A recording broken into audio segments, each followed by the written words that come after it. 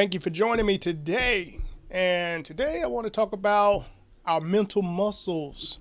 And just like physical muscles, you got to get strong in certain areas in order to be able to do certain things. If I want to be great at certain sports, then there are exercises in the gym that I can do that will help me to become better at certain aspects of my sport. So if I'm playing football, maybe the power clean or squat or bench press or something like that to help me. If I'm running track, it may not be necessarily bench pressing because I need more legs. So then it could be squats and lunges and things of that nature. But let's say if I want to get better at life, there are mental muscles that I have to work out. They got to get stronger. So I was doing some reading over the last week or so, and I came across an interesting article which kind of took me down a little bit of a rabbit hole about mental muscles and mental fitness and how we can strengthen those things in order to become more successful in our everyday life. So I'm sure if you are an athlete or ever been an athlete, grew up playing sports, maybe you still play sports, is that a lot of times they talk about mental toughness so that you can overcome, fear or anxiety or just self-doubt about particular sports. I remember playing football. I was really a kind of tiny dude on the field, but I like hitting people. And it's a little bit intimidating when everybody's got about 50 pounds extra weight on them, and then there's you. So you're 125, 30 pounds, and here's somebody 160, 170. But what I learned was that it doesn't necessarily matter how big you are. What's the saying? Oh, it doesn't matter how big the size of the dog in the fight, it's the size of the fight in the dog.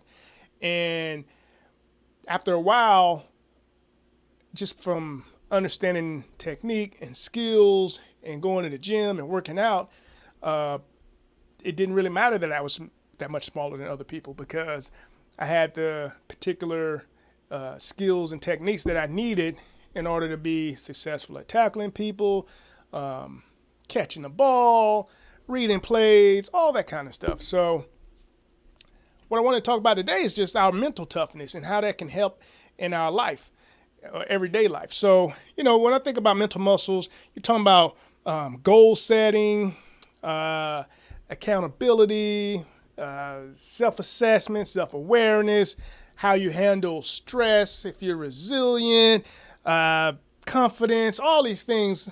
There's a lot more. But what I came across was a bunch of different articles had kind of the same few. And once I started reading, thinking about it, I thought to myself that, I think these are really the ones that people should focus on when they're looking at improving their life, just being successful in every area of their life. And I want to start with the first one. The first one is accountability. And I know for me, I see this a lot. People are really great at holding others accountable for the things that they do or don't do. But it's hard for individuals, and I had to learn this myself. It's hard for us to hold ourselves accountable because we don't want to seem to ourselves like we're not doing the right thing. And I actually had a conversation with my daughter about some stuff, and we got down to the nitty gritty of it, and I said, well, basically I got to like, well, whose fault is it? Who's responsible for that outcome?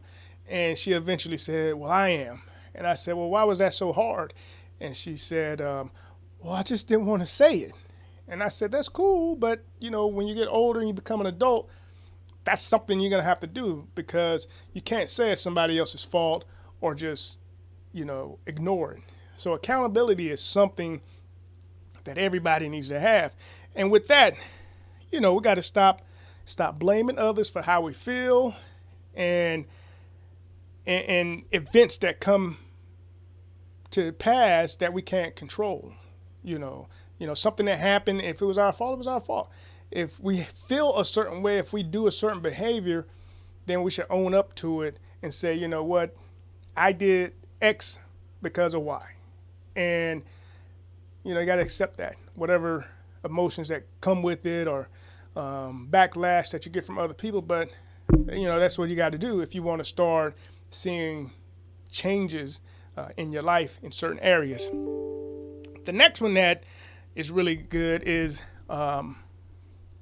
we have to get rid of the limiting beliefs, because a lot of us have, I would say, a lot of the same type of limiting beliefs. Maybe we're not good enough for a certain job, or, people feel as though maybe they're not as smart as other people or as good at something, or that you can't do a certain task or make a certain amount of money because of whatever reason. And a lot of this comes from our childhood when, our parents or caretakers, they were doing the best they could, but not understanding that they were actually programming us the wrong way for future, because telling us something at 5 or 6 years old that we can't do anything, and we hear no and don't do that for 10 years. When we get older, that's the voice that you hear in your head is, oh, I want to start a business, but then something says, oh, you can't do that, it's going to be too hard. You're not going to be successful. You can't, you're not smart enough to do it. And all we're doing is playing that tape back from when we were younger. So we have to have helpful beliefs. So one of the things you can do is look at the things that you're struggling with in your beliefs, and then, work through them. Why do you think that? And what are some of the steps that you can take to make the particular thing that you want to happen? So if hey, I want to make X amount of money, how can I do that? All I need to do is start a business or get a part-time job making X amount of money, and after that I just need to do it 10 times and I can make the money that I'm looking for. That's something simple that I'm thinking about, but you can start working through those limiting beliefs in order to get to where you want to be. And I'm doing that now because I'm here putting this video together, and I don't know what's going to happen afterwards, but I figured, why not try? Maybe it'll help somebody. Okay, the third one is self-assessment or self-awareness. We need to know what we don't know. A lot of people have, not a lot of, everybody has a blind spot, and sometimes you need other people to tell you what they are. I'm sure you're ever talking to somebody and you'll tell them, some situation happened. Hey man, you did ABC when this happened. And they go, no, I didn't. What are you talking about? I don't do that kind of stuff. And those are the people that sometimes it takes a little bit longer for them to learn good strategies to get the outcome that they're looking for. So, we all need some type of assessment, self-assessment, self-awareness check in order to make sure that we're doing the things that should be done in order to get the results that we're looking for. So let's say, for instance, if somebody is, I don't know if you know this, but there are 4 behavior types. And if you really want to know more about that, there are assessments that you can take. If you want to know, I can share one with you later if you put it down in the comments. But they help you with understanding how you make decisions, how you are with building relationships with other people. Do you prefer fast-paced type of environment, slow-paced, more security, or if you're a more conscientious type of person? And depending on your behavior type, you have positives and negatives that you do. Now, none of them is bad, but there are challenges with each one. So if you're a type of person that's procrastinating, you may be a perfectionist. So somebody may say, man, you're taking too long for that, and you just want to get it right. And what I've learned through my coaches and mentors and whatnot is that sometimes done is better than perfect. So you got to kind of be like, well, I'm going to have to let go of the fact that it's not where I wanted to be, but I did get it done. So you don't want to miss deadlines. So there are things that you need to know about yourself that can help you propel to where you want to be. So, I know that sometimes you hear people tell you that, hey, you got to work on your weaknesses and you'll be better. And I don't believe that. I think you should actually work more on your strengths and then find other people that can help you in your not so strong areas. So if you're really great at just getting a thing done, but you're not great at details, then you might need to find somebody who's really great at details. You know, if you are a people person, but you can't get the plan going, but you can bring people in to get it, then maybe you team up with somebody who has a really great idea, and then you bring the people to them so that it can all be a success, and you're going to be a part of that. So self-assessment, self-awareness, I think is really something that's important that everybody needs to take a look at. Next is that you got to be open-minded. I see a lot of people are stuck in their ways in a sense. You can't change their thought processes and things like that. And that's a real dangerous place because as things, well, you can look at the time we're in now. Over the last 3 years, there have been a lot of information that comes out that this is what it is, this is how things should go. And now lately, things have changed around and like, well, not so much. You know, we can do ABC now, and we were wrong about this, that, and the third. So you need to be able to have an open mind and be able to hold multiple perspectives, because that's how you grow.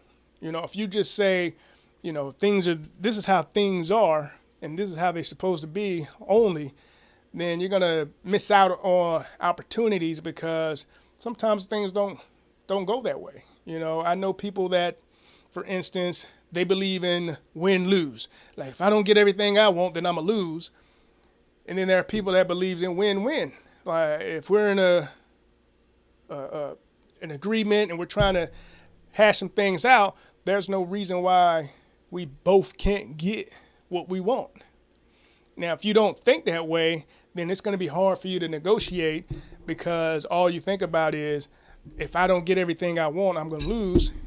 And if they win, I'm a loser. If I win, they're going to lose. And then it can build a fake animosity and all that stuff, because you think that you're mad at somebody who's not even mad at you, because they're thinking win-win and you're thinking win-lose. So, you know, have an open mind about things. And the last one here is, I think is important, is being able to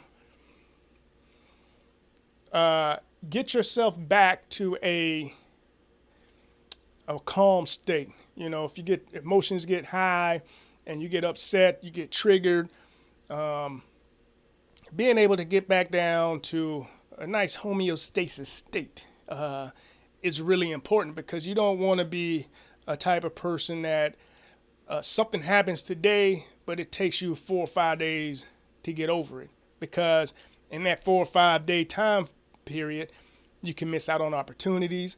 You can behave in certain ways that causes friction between you and other people. And the list can go on. So the faster that you can get yourself back calm is actually going to be a benefit. And if you can get it to where you're not even triggered in a lot of situations, you're going to be a lot better in situations. So if I'm going into conversation with somebody and we're discussing something, then we get a disagreement and then there's an argument, but I can get myself back down to a calmer level, then there's no reason why we can't still, if it's my friend, we can't be friends. And then, I look at it like, little boys, you're playing, you go outside, something happened, and next thing you know, you're fighting, slam him on the ground, he's beating you up, you're beating him up, and then, you go out for ice cream, and I think that's really a good thing to have, because you can make better decisions. But you don't want to make decisions when you're in a high stressed mode because you can make the wrong decision. And what is it? I think it says, don't make decisions when you're mad. I can't remember. I'm sure somebody can put it down. But, you want to make sure that you're able to get yourself back down to a calm level so you can make great decisions. Now, I think that these are 5 great mental muscles to have, because if you think about it, you use them all the time. If I'm at work, I got to be accountable because they're going to give me a task that I need to complete. And if I don't do it, they're just going to be looking at me like, why didn't you do it? I got to believe that I can do it. Hey, can you do ABC? Oh, yeah, I can do that. And then you do it. If you don't do it, then you hold yourself accountable. And then I need to know what I am actually good at through self-assessment, self-awareness, to even be able to make the claim that I can do something. And, with work, you got to be open-minded because you're going to be working with different people. And also, getting back down to stress, you don't want to be at work fighting somebody, a fisticuff, you can't do that at work, and we know that. And a lot of these things people can do, but it seems like they are they compartmentalize them because they can do it at work, but they can't do it in their personal life.